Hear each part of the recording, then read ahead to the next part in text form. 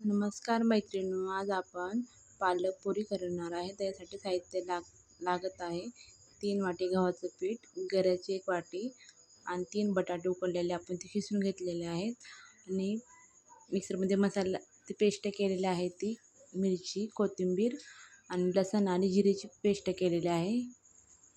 हे पहा, खूप छान चव लागते. अशा पद्धतीने एकदा नक्की बनवून बघा तुम्ही पुरी. अशा पद्धतीने नक्की एकदा बनवून बघा. कशी वाटली कमेंटमध्ये सांगा.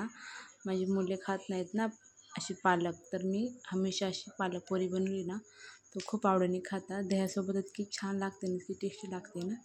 तुम्ही एकदा नक्की करून पहा. कशी वाटली कमेंटमध्ये नक्की सांगा मैत्रिणींनो. व्हिडिओ आवडला तर लाईक शेअर करा. हे पहा, चवीला इतकी भन्नाट लागते ना, खूप इतकी चव लागते ना मैत्रिणींनो. एकदा अशी पुरी एकदा तुम्ही नक्की करून पहा. खूप छान लागते. त्यात बटाटा टाकलेला आहे ना आणि रवा गरा टाकलेला आहे, त्याच्यामुळे अप्रतिम चव लागते. खूप छान चव लागते. मी हमेशा पुरी बनवायची म्हटलं तर पालक पुरीच बनवत असते मी, ज्याने की मुलं पण खातात आणि छान लागते. व्हिडिओ आवडला तर लाईक शेअर करा, कमेंट करा. धन्यवाद.